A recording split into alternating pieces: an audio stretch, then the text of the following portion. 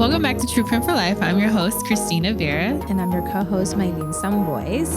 So I've been thinking about a few things, of course, right? As the new year is approaching, and some habits that I feel, not just me, but many people probably need to start looking into, right? So I have this feeling that 2023 is going to be epic. And we always think like the next year for us is going to be epic, but I feel like truly 2023 is going to be epic because of all the many things that are happening, right? We have a new center coming up. I'm having a child. There's just a lot of changes that are happening and big things. But in order to do that, I'm almost taking like a reflection about where we are now, not just personally, but also professionally. And then I think a lot of our listeners are too. So I was listening literally this morning to this YouTube video talking about how there's some habits that really keep you broke. And they keep you right. And what you can start doing, right? What are those habits? What you can start doing to kind of changing those habits to create wealth and prosperity? And it really caught my attention because they actually based this on Warren Buffett. And fun fact, my first real job out of college, actually I was still in college when I interviewed, was for a Warren Buffett company. And I had never heard of this guy when I was in college, but I worked for Geico, who was his insurance company at the time. And it was the first company that actually talked to me about 401k. He was very intentional with his employees. I don't know, people that work there, how you feel about this. This is your thing. I'm telling you my experience of working there. But as a 19-year-old, 20-year-old, he was actually really big about giving back to his employees. So at the time, like we created a 401k because he will give you a percentage of your salary as a bonus. So if you, however the company did, you would get back. Like, so for 1 year I was in the company, we got a 27% of our salary given to us as a bonus. And he will give you 10% as cash. Like you could use that for whatever you want. And the other percentage will be put in a 401k. Like he almost forced you in a good way to have a 401k. Yeah. That's how my first 401k was created and kept. And, you know, they looked at the growth of the company and whatever the company was doing well, like almost quarterly, they will actually give employees that were doing really good in performance, like bonuses. And it was, so when I left Geico to go to another company, I was waiting for those 3 months conversations that never happened. I was like, oh, we're not talking about how great we're doing and where my bonus is. Not all the companies work like that. And it was very eye-opening for me. So all of those memories came back today and I was like, oh, you know what? That was the greatest start for my career. And I was so young and didn't know how to manage money very well at the time. And so a work in progress. But then when I listened to these habits, it really thought to me like, you know what? Maybe some people can look at this and maybe you're doing some of this, maybe you're not. But are the habits we're going to share with you today, my goal is that you take some of this, maybe implement one every month, every week, and the next year, and see how hopefully you start creating wealth for yourself, as we ourselves are going to be implementing some of this, you know, ourselves. So does that make sense? Yeah. Yeah. So the first habit, we're going to go like from the 10 to number 1. So it's going to be 10 habits. And the first one is that's keeping you broke is not forming a healthy money habit. So I don't know how many of us don't have a healthy money habit, right? Like when you think about it, do you have a budget? Are you overspending? Do you know what you're spending on? And I think many times I don't want us to focus only like what we're not doing, but I want to also start focusing for us on what can we be doing? So yes, you don't have a good habit or healthy habit with money. How do we start creating one? So that's the first one. The first one is you don't have a healthy money habit. And then all those things that we mentioned are why you don't have one. You haven't even thought about it. You don't even know what you're spending money on at this point. You just go into the store and like, I want this. And you take it and then you go. Or how many times when you pay for things and you don't know what you're paying for? Well, now that they have Afterpay, I mean, you can just break it up over 4 small installments. You can. And I have had conversations with friends, right? Like, they get their nails done. Like, I do.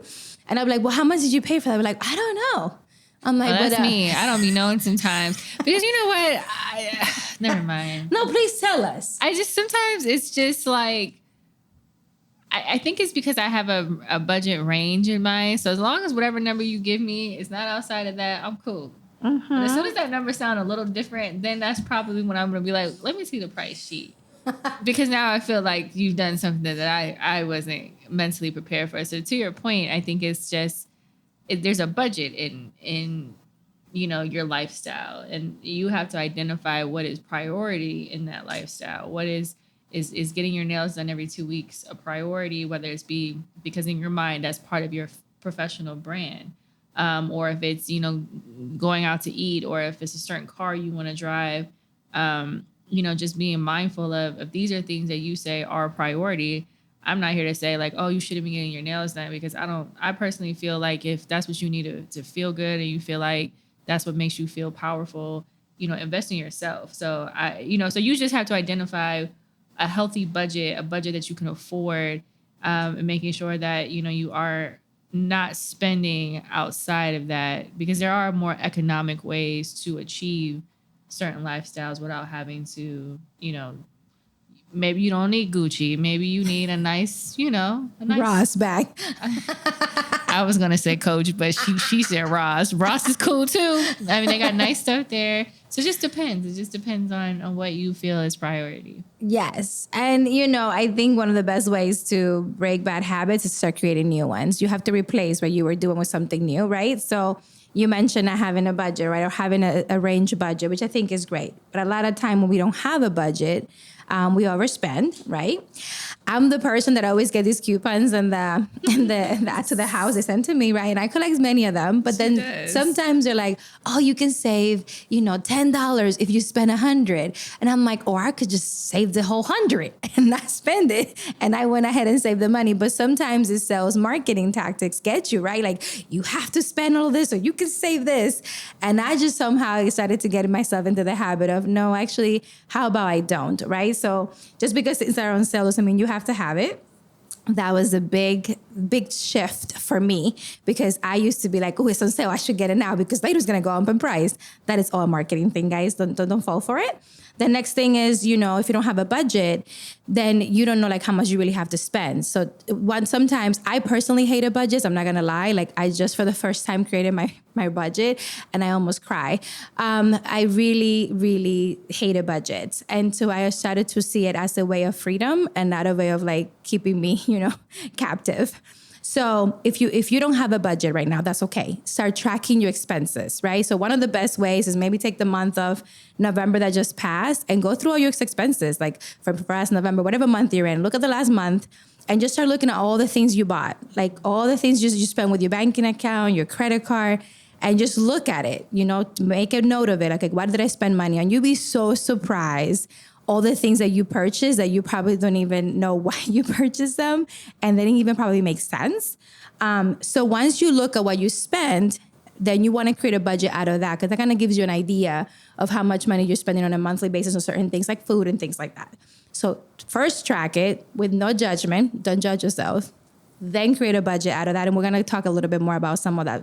So that was like habit number 9, like not having a budget really kind of keeps you broke. So creating a budget will help you create wealth. The next one, wait, did you have a budget? No. Okay. So my best friend here, I just created mine.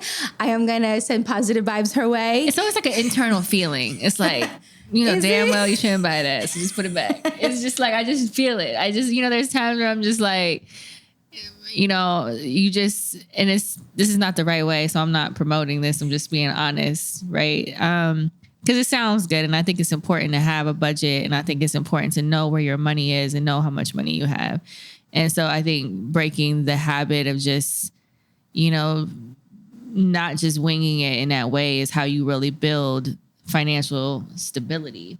Mm-hmm. So for right now, though, I think it's just like sometimes when I go shopping, I'll really think about it like, okay, should I really be buying this? Like, why do I really need it?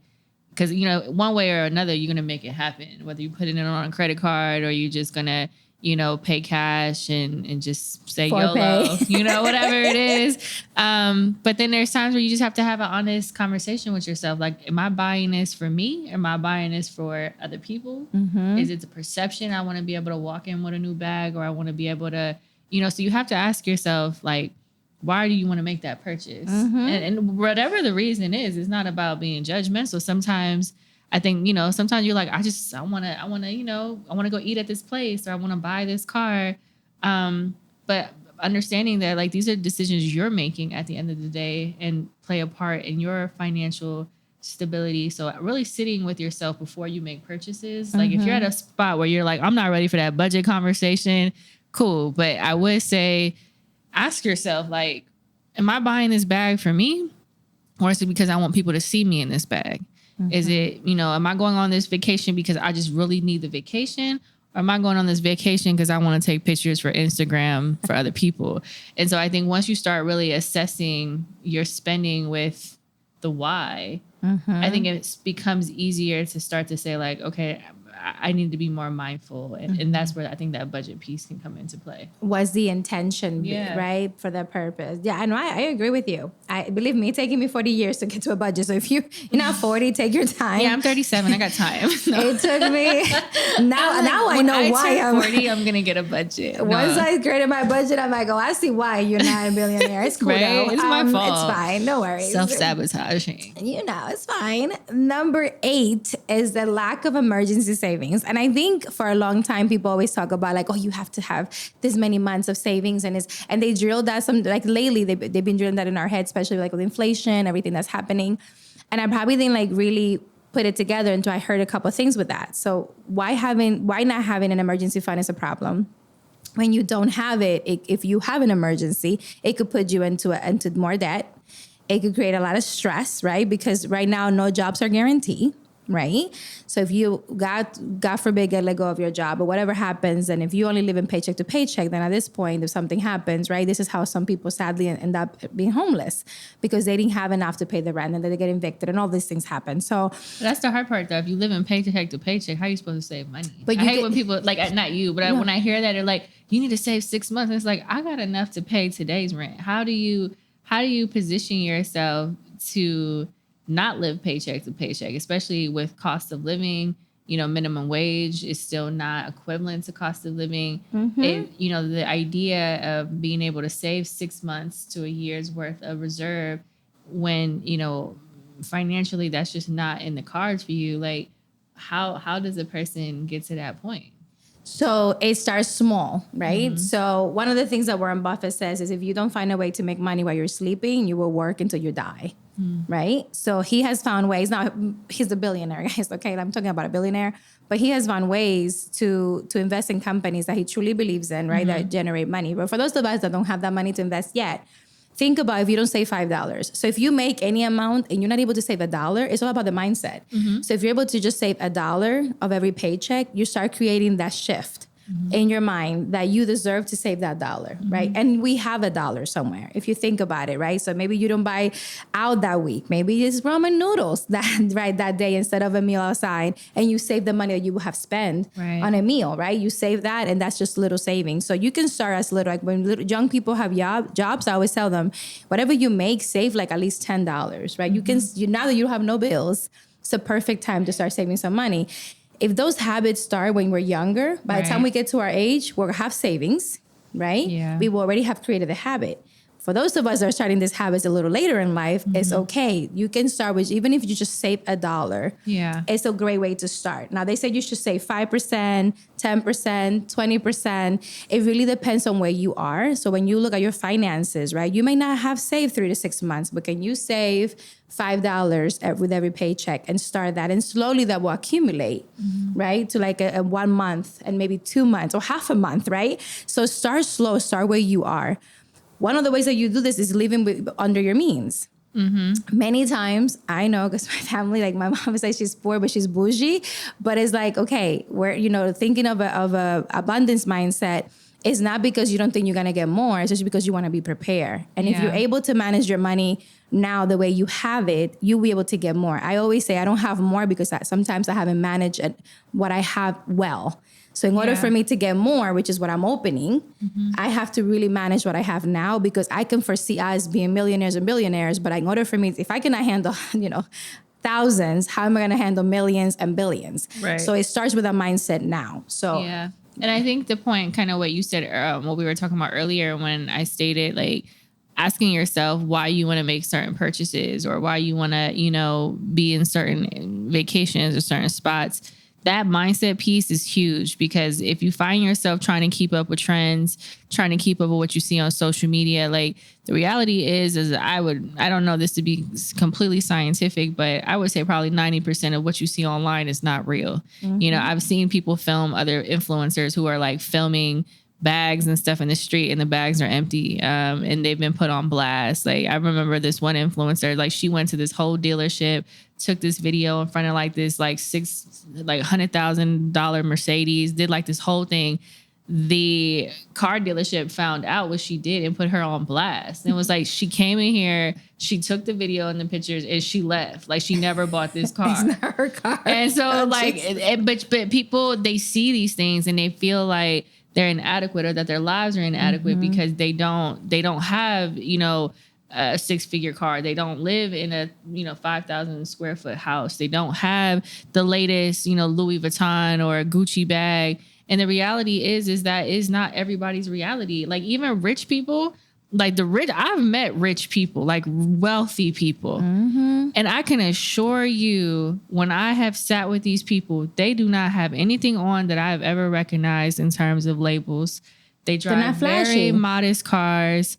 And it's different types of wealthy people. Like, I've seen wealthy people that don't look wealthy at all, that are very wealthy. I've met with wealthy people that are very polished, but not in a, you know, in a loud way. You know, like, you know, certain gentlemen we know always comes in. I mean, I've never seen him looking crazy. Like, he's always, his shirt is always pressed. His hair is always cut.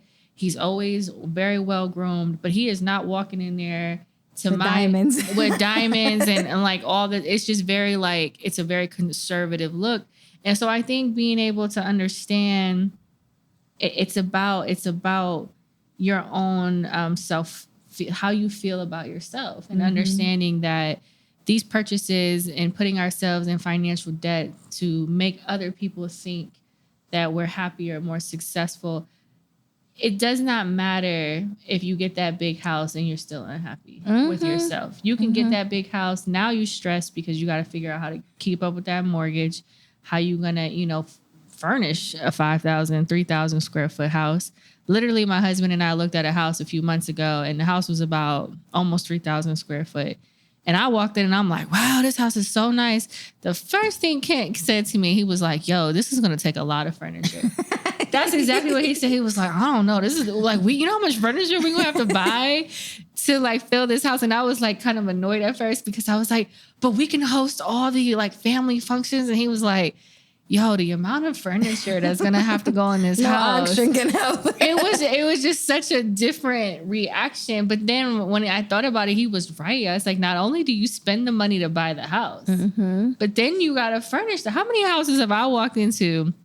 They ain't got no damn furniture in that house. I don't like furniture. Like, she just don't like furniture. But some people really just be having like, and I get it's a process, but like, could you have gotten something a little bit smaller? Yeah. And you could have taken some of that money to buy furniture. Yeah. And so it's just a matter of understanding, truly, in my opinion, is like, what do you want your life to be like? Right. How do you want to live? How do you want to show up every day? And I can assure you, if you feel like you're going to find fulfillment or contentment or acceptance because of material things, that's a mindset that you are going to have to really dig deep to kind of overturn, because we have seen millionaires commit suicide and they have access to every possible rich in the world, every opportunity.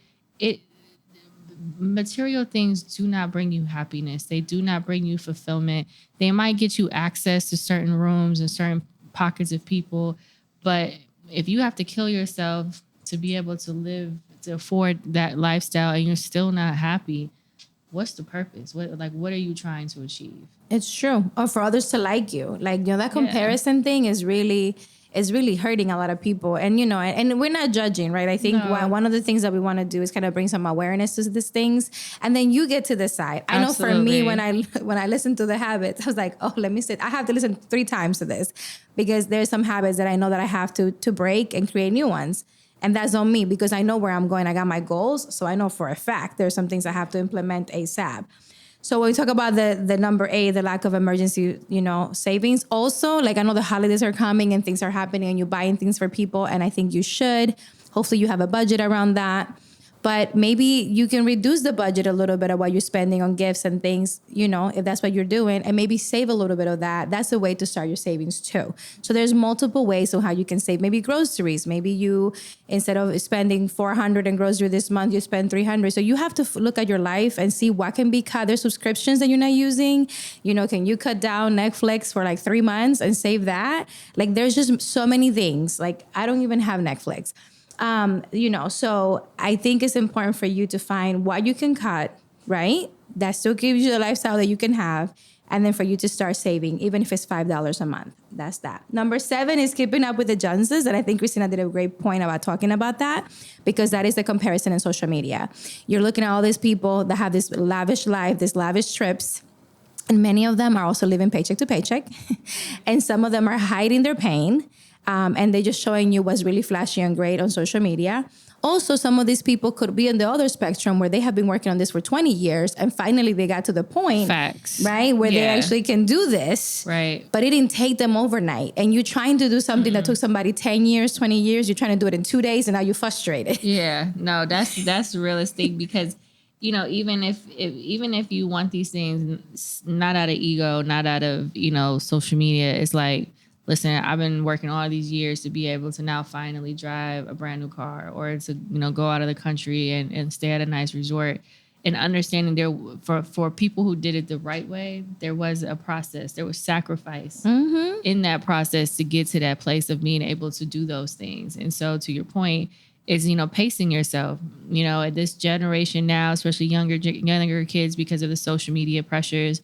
The fact that, you get Christmas gifts now and there's Marc Jacobs and Gucci bags. And it's just, to me, like, you're 13. What do you need a Gucci bag for? Like, you about to go sit in science for 3 hours. Like, so it's just like, what's the purpose? Make it make sense. I want to understand. Make it make sense. I just want to understand why these kids think they need a Gucci bag. And it's so funny, because it's just such a different world of what you think success looks like, what you think, beauty, the beauty standard. And that's a whole separate conversation. But I think you have to really, and even the statement, like, learn to live below your means.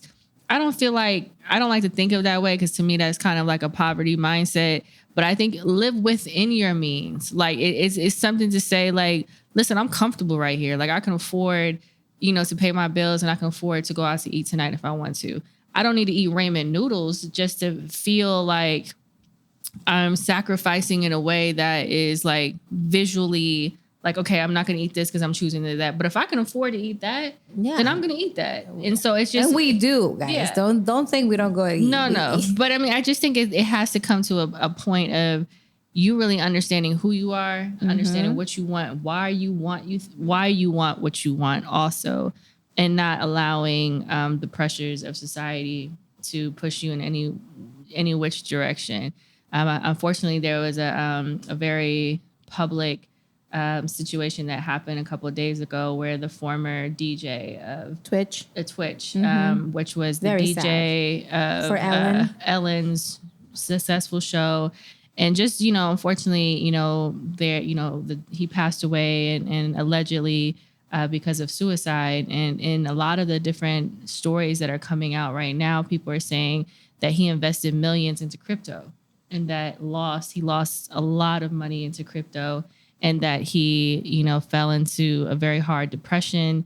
And there's no legitimacy to any of this. It's just been conversations about that he made a lot of bad investments, and people are speculating that the investments caused him to have the failure of those investments just put a heaviness on him. And people are, insinuating that that's part of what happened here, which we don't know that. Only he knows that, and that family will figure out what happened ultimately.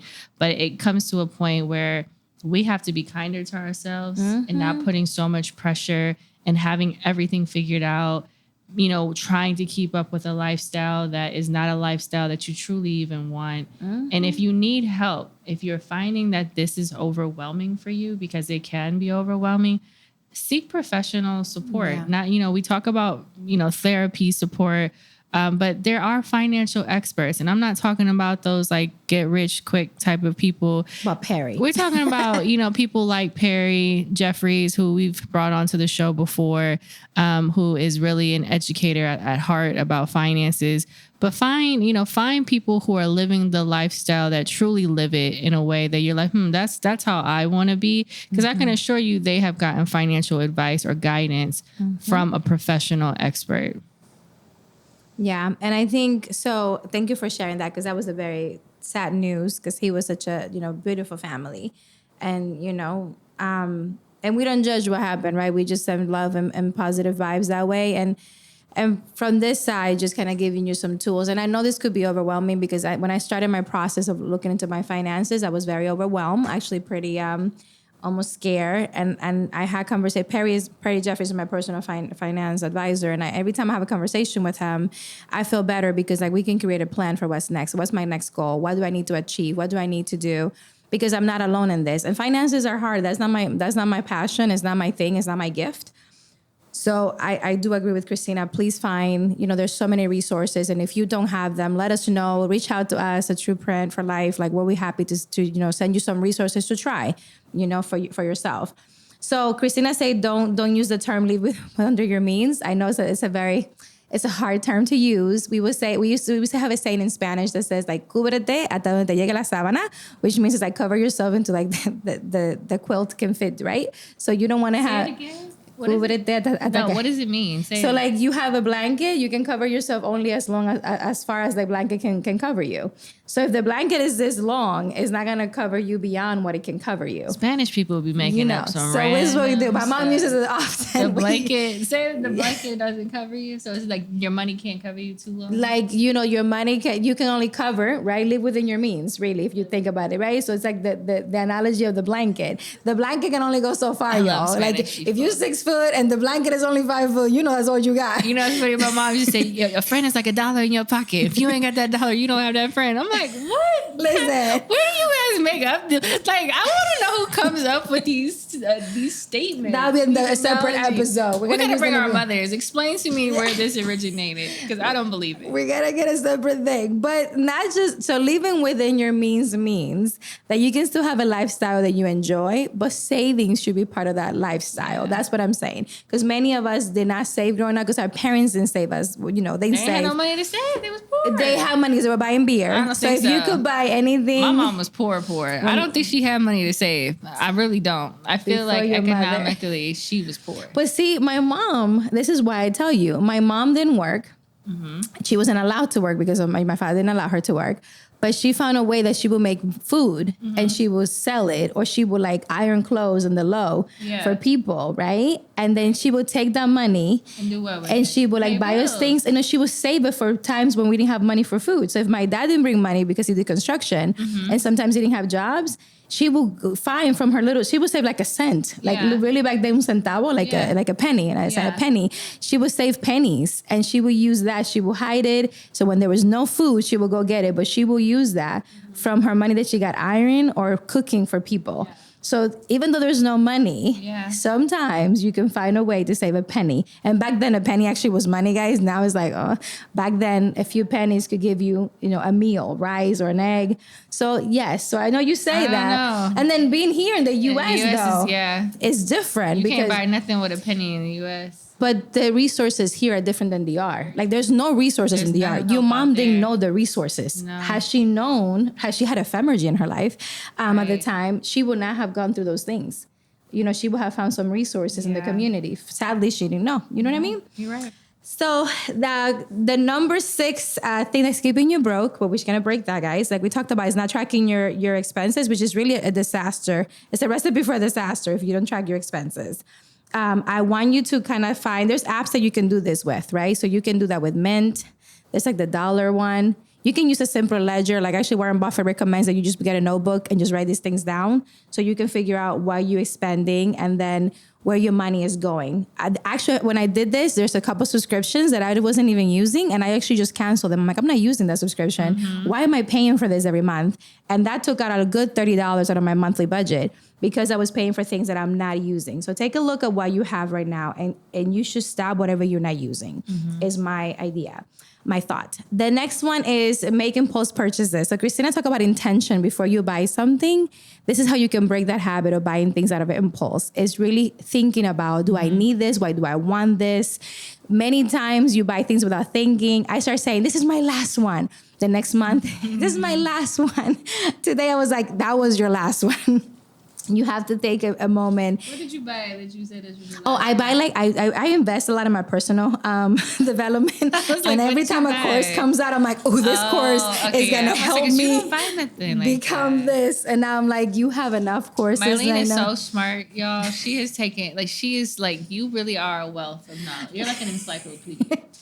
She invests in so many. You could teach so many. I am ready. She's that girl. I am ready now to implement. I feel that I have purchased enough courses in my time, business and personal, that I can now take that information and really we can help other people with it. So I am at a point now where it's like no more purchasing there because I already have purchased and supported a lot of businesses on this. She has. So no more impulse purchases. Lately, when I go to the store and I see something I really like I didn't go to the store to buy that. So now I just say, you know what? I'm going to go home. And if I still want it, I'm going to go online and buy it because you can buy it online things now. And probably like 9 out of 10 times, I have not gone back. I actually forgot what the thing was and I haven't purchased it. So just kind of like don't buy on the impulse because you see something. If it's on sale, you don't have to buy it. Take a moment. When you go to the grocery store, make a list. I am still guilty of making a list of 10 things and coming out with 20. But you know what? I'm making progress, right? There's no judging here. And then when you go on a trip, making a budget. I started doing that in my last few trips. I say, okay, I have this, whatever it is, $500 or $1,000 that I'm going to use on the trip. Anything above that, I'm not doing it. But with that, you can get spas, massages, you can get excursions if you're doing those. Just set a budget of probably like what you want to spend on that trip. So you have a buffer, right? And you can just have fun, right? Like you don't have to be like limiting yourself. But if you give yourself a budget ahead of time, you can really enjoy the trip and not go above your what you have to spend. So I don't know, you don't make a budget when you go on a trip. Why we've already answered that. I don't really. I'm trying to get better. It's okay. I just wanted to ask because I'm like, we're going on trips like together. You're attacking me because you asked me this 3 times. I just wanted to know because it's different. She's like, do you make a budget? No. I don't make a budget. Trips when are you go different. on trips, do you make a budget? I don't make. Trips are different. I swiped the card and when it declines, I know I've done too much. There you go. So we're working on it. I don't do that anymore. In my earlier 20s, when I used to go hang out with my friends, like back in the day before I had all these children, I used to do a girls trip every year. So like me and my high school friends, I don't know how, because we had no money. It was always at one time of the year we was going on a trip.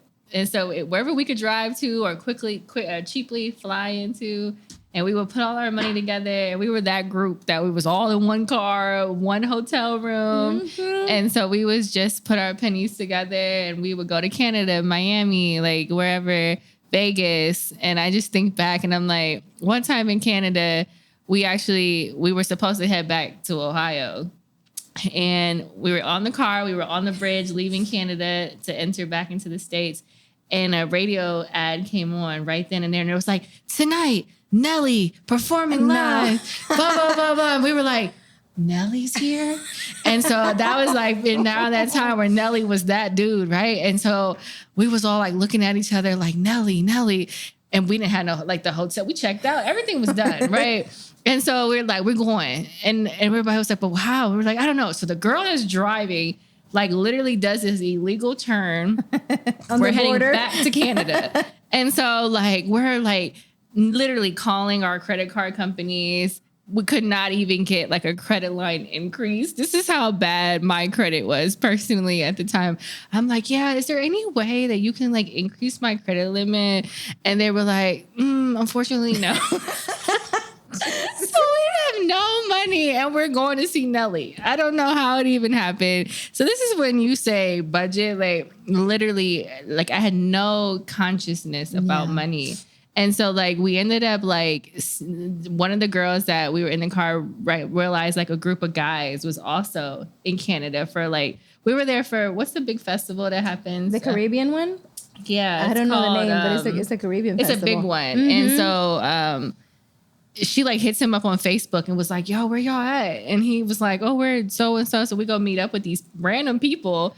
And like, we were just kind of lingering around with them. And so then she finally was like, yeah, so we're trying to go to this party. Do you think we could stay in y'all's hotel room when this thing is over? And he was like, all y'all? And it was like 4 or 5 of us. And so at the time, didn't even think about the safety, the security. Right, I mean, outside of the money aspect, like we're going to go stay. And so that was the longest night of my life. Somehow we did end up in Nelly's concert. My friend grabbed his leg on stage. She was embarrassing, but he was right there though. Oh and so God. Stephanie grabs his, like his microphone's there. She grabs his leg. Security comes and grabs her. It was like fun, but also scary all at the same time. We had a blast. The night's over. We go back to the hotel. It hit me that we're staying in a hotel with a bunch of random men. And so I didn't sleep. I actually just sat like on the floor. You were like animals. Like we were on the floor. There was 2 beds. The guys were all scattered. And I was like, this is what broke traveling looks like. Because or fun.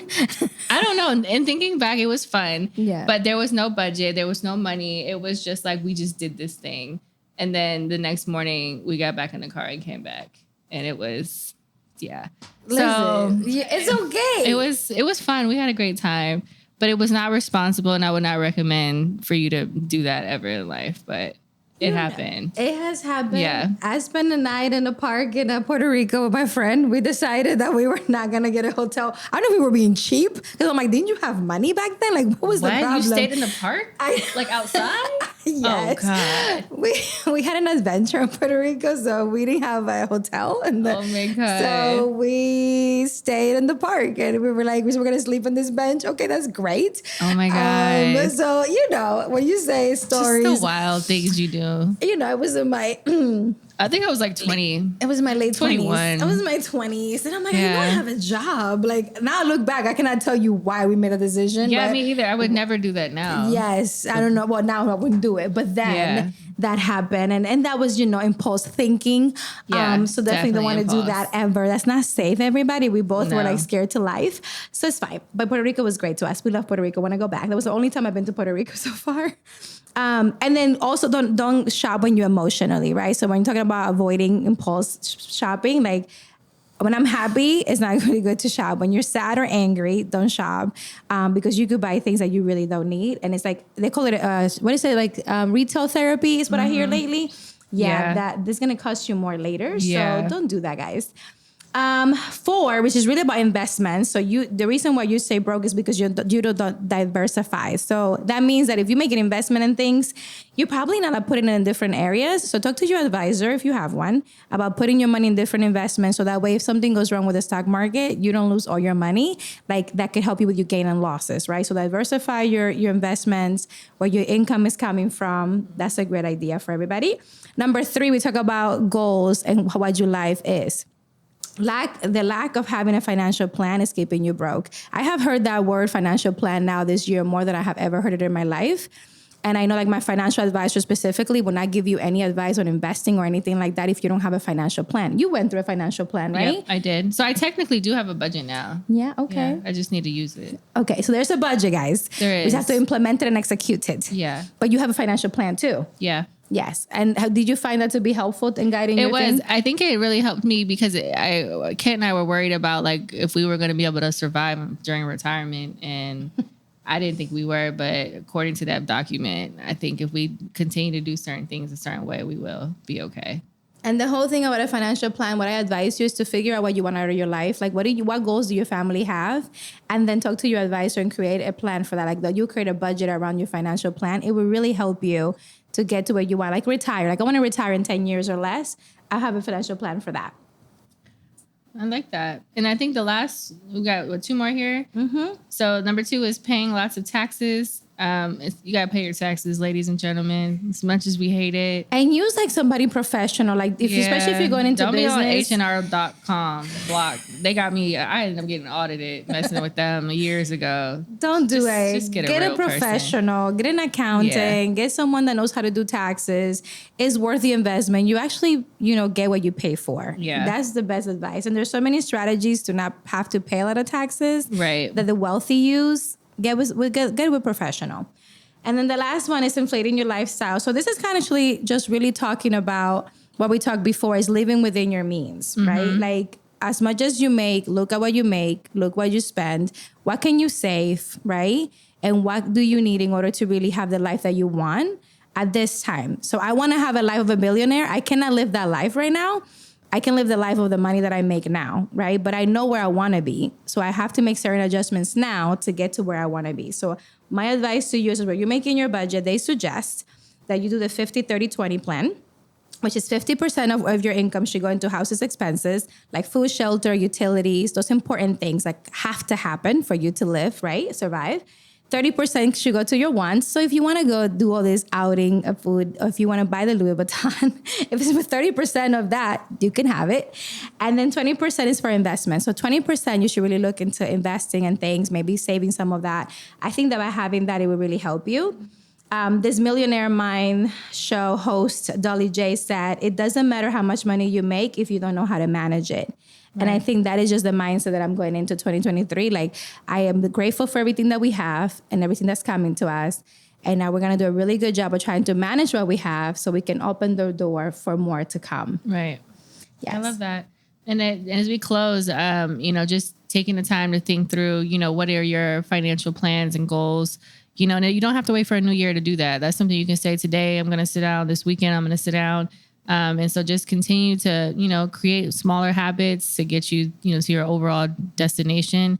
And TDJXC said something, stop asking for more if you can't manage less. And I always thought that was powerful because we think we want all this money and all these opportunities, and yet we're having a hard time managing what we presently have. So I think it's important that you find like-minded people that are also on that journey alongside of you, and definitely seek professionals to guide you in that process. Yes. And we have had great episodes in the past. If you go back to like our, to our Instagram or our YouTube, we have so many, and Spotify, we have great episodes about financial planning and how to get some of your finances in order. Go back to those and listen to those now that you have listened to this. And out of these 10 habits, I definitely want you to think about which one can you implement right away. Is there one of this that you don't have to do all 10 at the same time? Don't go crazy.